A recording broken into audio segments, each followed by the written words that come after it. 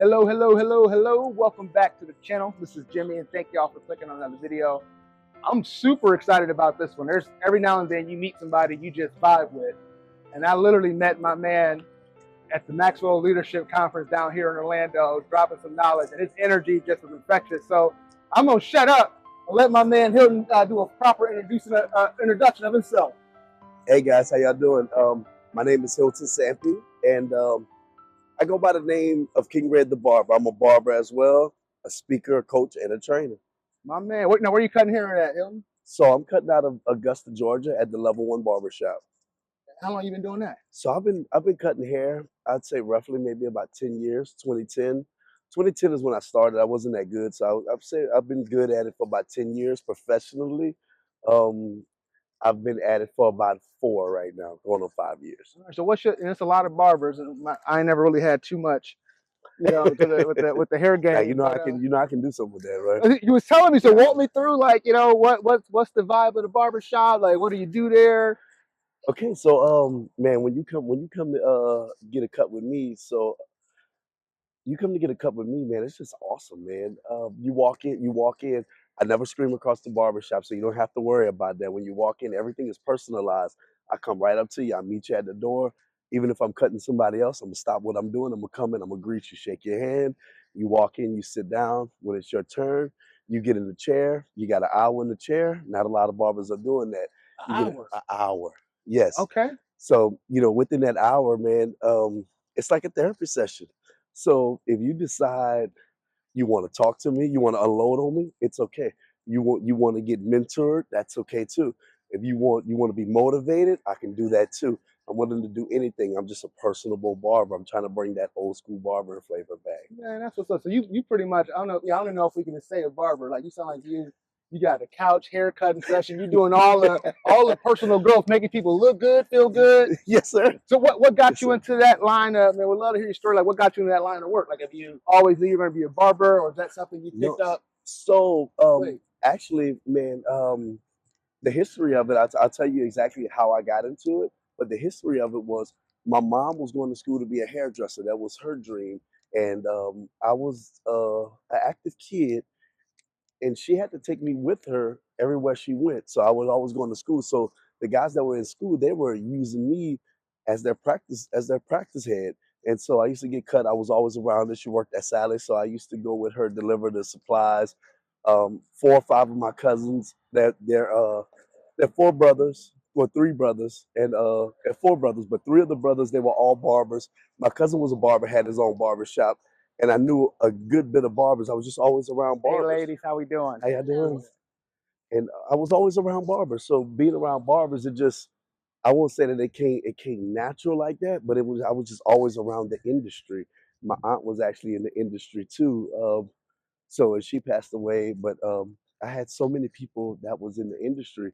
And so one day, years later, I end up, it's 2010, I'm in prison for selling drugs. 2010, I'm in prison. A guy walks into my cell and says, "Hey, dude, I need a haircut. My mom's coming to visit me." I'm like, "Dude, I don't cut hair." He's like, "Nah, man, I need a haircut." I'm like, "Man, I'm gonna mess you up." And he's like, "Nah, I need a haircut." I'm like, "All right, That's with you. yeah." So I'm like, "Well, all right," and I give him a haircut, and the haircut comes out good. Let's just say God was guiding my hands, because I did not know what I was doing. Got a few pointers. It came out good. The next one did not come out like that. It was horrible. But God was showing me at that point that's what it was. And the twist of that is, 10 minutes before he walked into that cell, I was on my knees, face to the ground, crying out to God, because I said, "God, I can't be a drug dealer all my life. I can't be in the streets all my life. I can't do all this all of my life." I said, "You gave me these hands, and you told me I should work with my hands. And you have to give me a gift that I can do with my hands. You have to give me something that I can do with my hands, so that I can make money and feed my family, so I can stay out of the streets." And 10 minutes later, the guy walks in, and boom, there goes my gift. That's a story. So you grew up around barbers. Like, I mean, I did too, right? I didn't have that calling. Yeah. In jail, like, and if love for you to like double click on this after this question, but and it's just like this fell into your lap. So like, walk me through, like, from jail, getting out, and then like making this a thing to being at the Maxwell Leadership Conference in 2025. Okay, all right. So 2015, I end up going to jail, and when I get to the jail, I'm like, man, I'm tired of this. I had been doing this since 13. From 13 to 33, I was always in some type of custody.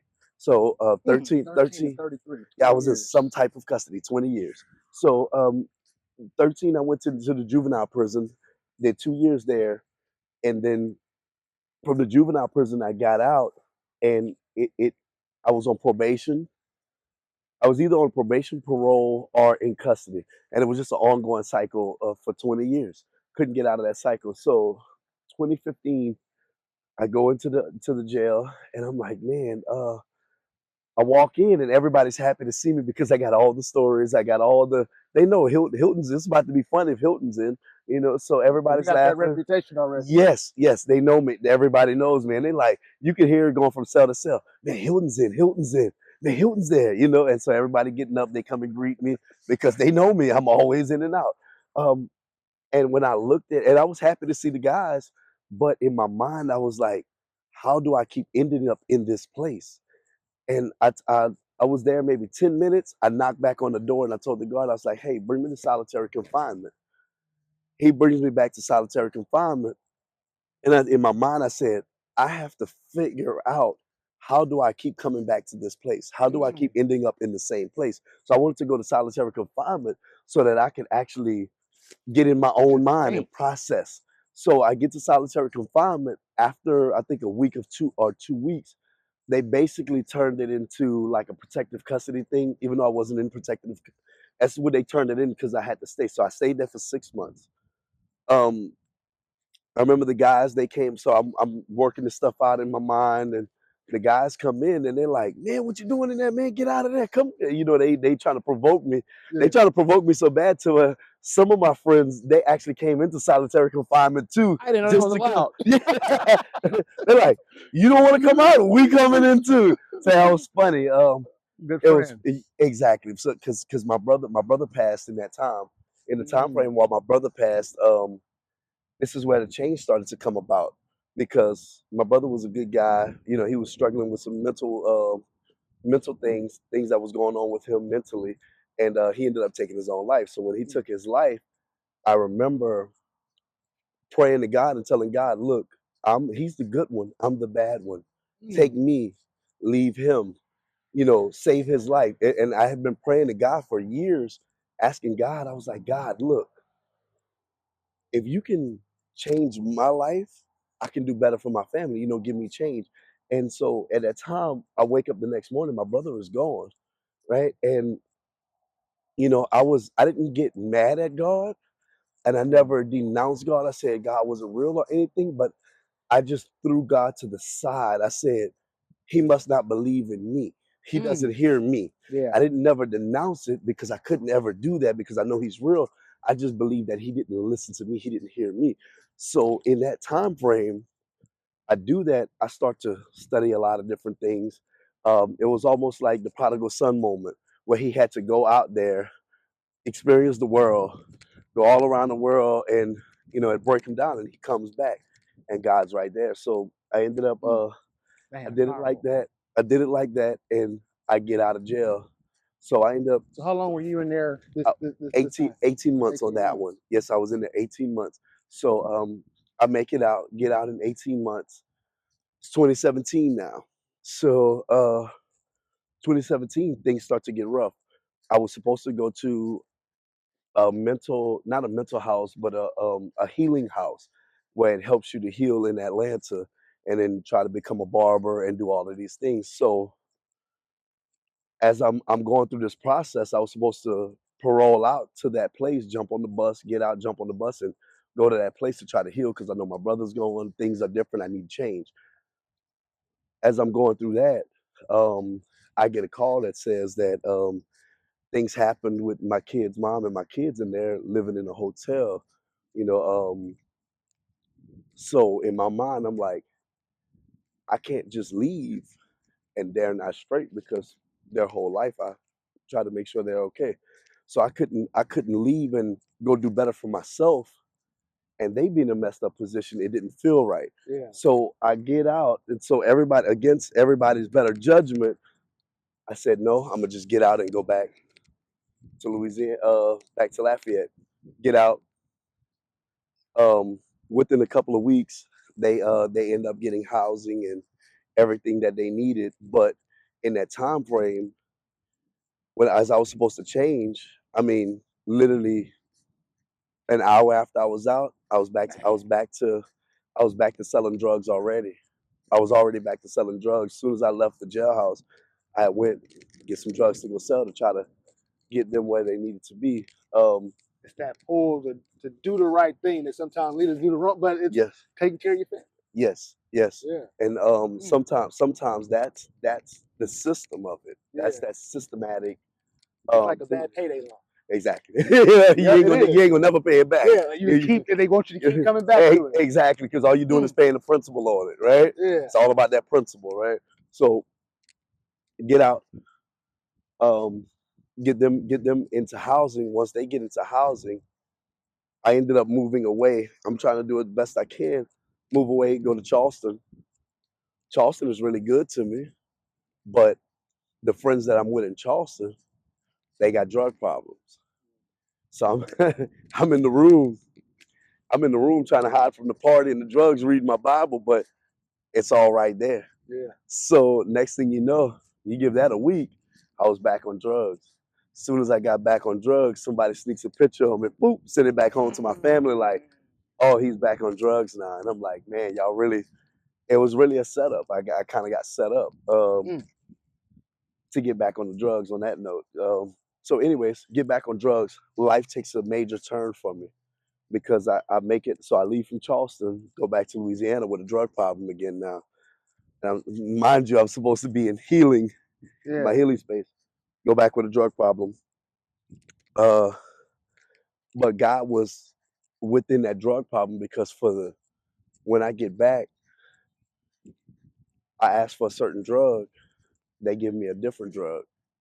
So they switched my drug on me. And so as I was supposed to be getting cocaine, they gave me meth. I didn't know what it was. So I didn't even know what that was. I didn't even know what it was. Man, it was a whole different ball game.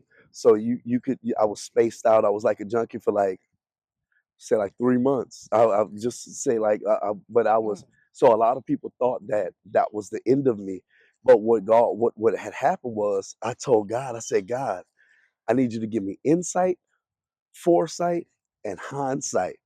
I need you to take the people out of my life that's not supposed to be there. People ain't serving. So exactly. So boom, all this stuff starts to transpire. And man, everybody's like, they're like, oh, he's done, he's finished. So man, they started doing things. They started doing things to me, saying things about me right there in my face. Like I didn't even hear. Sometimes I just listen to my friends talk bad about me right there in my face. And people were just handling me in a certain way right there in my face because they thought it was over with for me. But unbeknownst to me, I'm telling God in my mind, I say, God, this is not me. When you take it from me, I will never touch drugs again. I will never touch alcohol again. I will never touch any of that again. I say, God, I will show them who I am. Man, just as much as I said that, like I said that prayer that he gave me the gift of cutting hair, I said a prayer and I told him, hey, I need you to I need you to take it away from me. In 3 days, I didn't realize that 3 days I couldn't get no drugs. I couldn't get no alcohol. Yeah, literally took it away. Yeah. I didn't have no money. Nobody would give me anything. And I was like, man, what's going on? I didn't realize it. But then when I realized for 3 days I hadn't had no drugs, I hadn't had anything, I said, man, I'm just gonna keep on going. I grabbed the old CD of a brother Abear. I grabbed his CD. He was a pastor, and he really cared a lot about me. So when I grabbed his CD, and I just started listening to the word. He had passed away, but that was one of the brothers that he had came to the block to come and get me off the block. He used to tell me, he said, hey, I don't care that you're selling drugs out here. You pull up on the block and be like, who's that? I'd be like, that's the pastor. And he'll wait till I finish doing what I was doing. And he's like, I don't care that you're selling drugs, but if you out here selling drugs, you better make that time on Sunday to be in the church house. Yeah, man. And man, I was in that church house. I said, you got it, right? So started listening to his CD, and I just started fighting. I started fighting. Once he took it away, I never stopped. So I started to build. I started to rebuild myself. Now my dad that passed away, his friends actually came, and they would come every Sunday, and they was doing the work that my dad was doing in me before he passed. They finished that work off. So man, so dad's friends, Yeah, so dad's good friends came yeah, in and finished the work. they came and finished the work that he was doing because they knew before he passed what he was trying to do. He was trying to get me together. So they came back, and they never stopped doing that work. They were there every Sunday. Man, I'm talking about, look, Sunday they coming, man, I'm throwing the liquor, I'm throwing the drugs, I'm putting towels on top of stuff, and they would laugh at me because as soon as they would get that, and they see me running, and they're like, man, we don't care about that. We coming for you. So how many years, man? So like that's an incredible journey. Yes, sir. Yes, sir. So how many? So since that work, like how many years? So has it been like? So it's been 7 years. So once God cleaned me up, I ended up I got a job at McDonald's. I worked at McDonald's for 3 months, 2 months, something like that. I was too qualified for that. I was too hard working. They got tired of me. They fired me. They were like, hey, "You doing too much." But I was ready to work hard, right? But they're like, "You doing too much." Man, so thought you trying to take their job. Yeah, exactly. But I was. I literally was. Like, so they ended up firing me. Got a job cutting grass. Got that job cutting grass. I ended up. I remember my friends looking at me like they're like, "Man, why are you sleeping on the couch and you got a whole room back there?" I'd sleep by the couch on the front door. I'm like, man, y'all don't understand, man. As soon as God,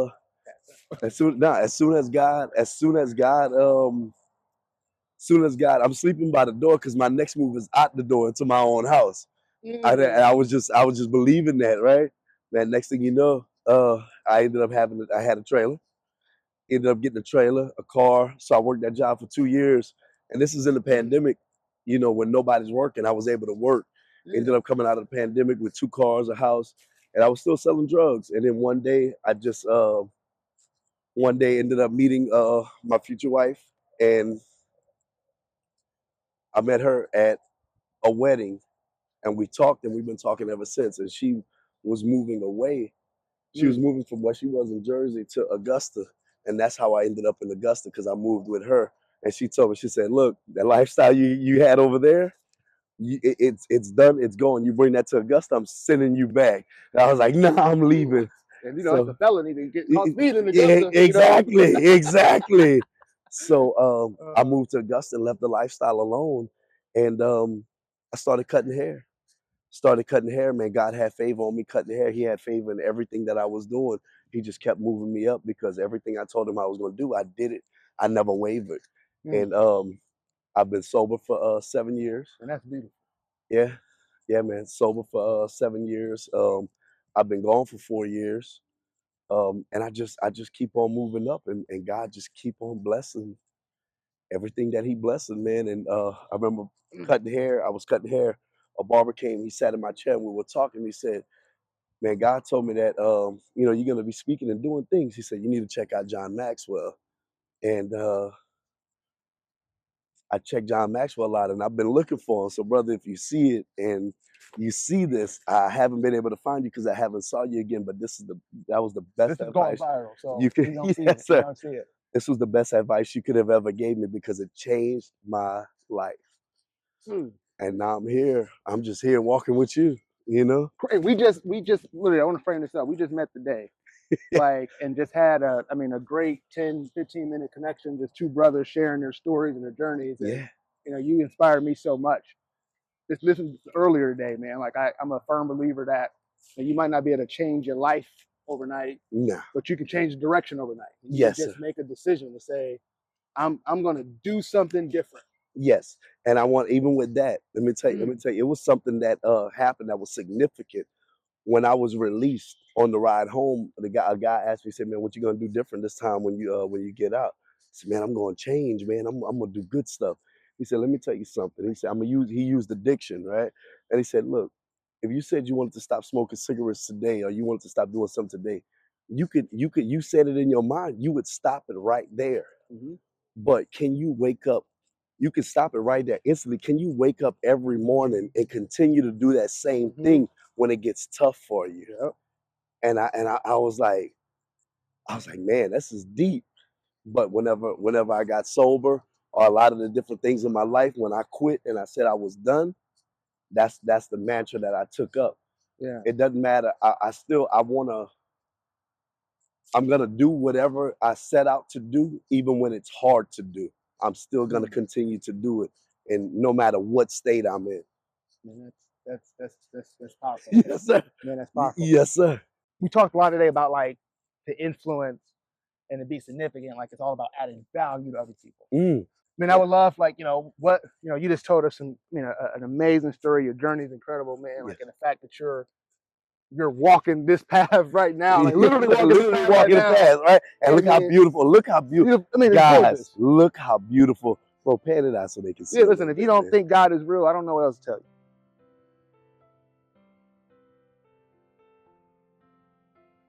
But what advice would you want young, older people to take away from this? What value would you want people to derive from this? If you could distill it down to like 2 to 3 bullets. Okay. If you want to be someone of value, you have to be someone that gives value to someone else. You have to give it away. That's one. I would tell you. That free haircut. Oh man, look, I cut hair in my mama carport, man. I cut hair for like 2 or 3 years under the carport for free. But while people thought they were getting over on me, I was getting in the reps. I was getting the what do you call it, the experience. Barber school without paying for it. Come on, man. And now I'm one of the top barbers in my area now. You know what I mean? From those free haircuts. My man. You know. So I would tell you that it doesn't matter where you start, it's how you finish. You know, the finish is everything. That's what you're looking for. You're looking for that finish. So, you know, it don't matter, you start weak, you start strong, you finish strong. And make sure, like my uncle used to say, you always got to make sure you take the cream off the top of it. You know what I'm saying? It's not enough to do a good job. You got to do a great job. Always do more. Always do more and expect more of yourself. You can't expect anything of anybody else that you don't expect of yourself. You can't expect nobody to do nothing that you're not willing to do. So if you want something, you got to take the steps to go get it, because ain't nobody gonna give it to you. And sometimes the steps, it don't look like what it looked like on TV. It don't look like what it looked like on the internet. Those steps are hard. Those are practical things. You literally got to take them steps. We stepping right now. You know what I'm saying? But yeah. Man. So that's about it.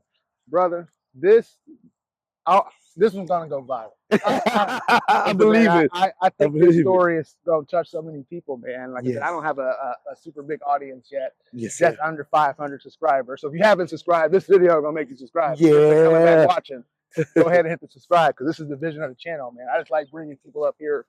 I mean, you're using your gift, using your skill. Obviously, your faith has been really strong, and that's gotten you there, man. And I think, again, I appreciate you coming up here, willing to be so vulnerable, because in our community, sometimes like that's lost. And for people to be able to tell their story, I mean, I'm hoping that this resonates with a young person today that's about to make a not so good decision. And you can get, put a pair of clippers in your hands. Pick up a lawnmower. I mean, pick up a camera. And start filming the podcast or anything, but don't go down that life. Nah. You can't get those years back. No, you don't never get it, man. It's always a blind spot.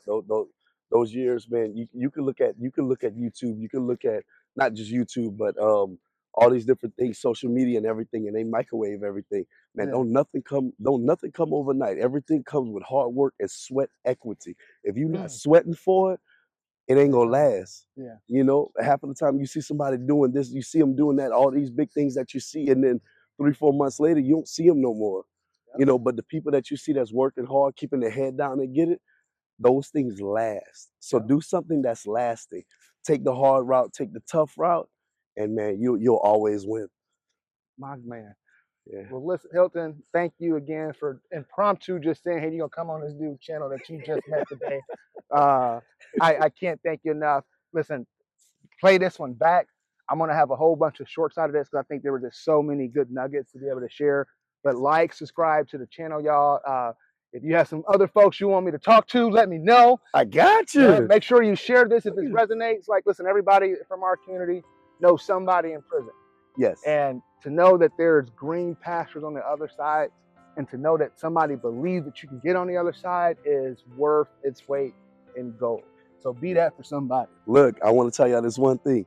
Man, tell my boy, get me back on the channel, man. Look, we got so much stuff. If y'all get a chance, ask some questions. We'll take those too, man. And Augusta, we coming for you. Listen, Augusta, mind blown that all the places. Yes, sir. From is Augusta. Yes, sir. Well, folks, thank y'all again. Signing off. We see you soon. Peace.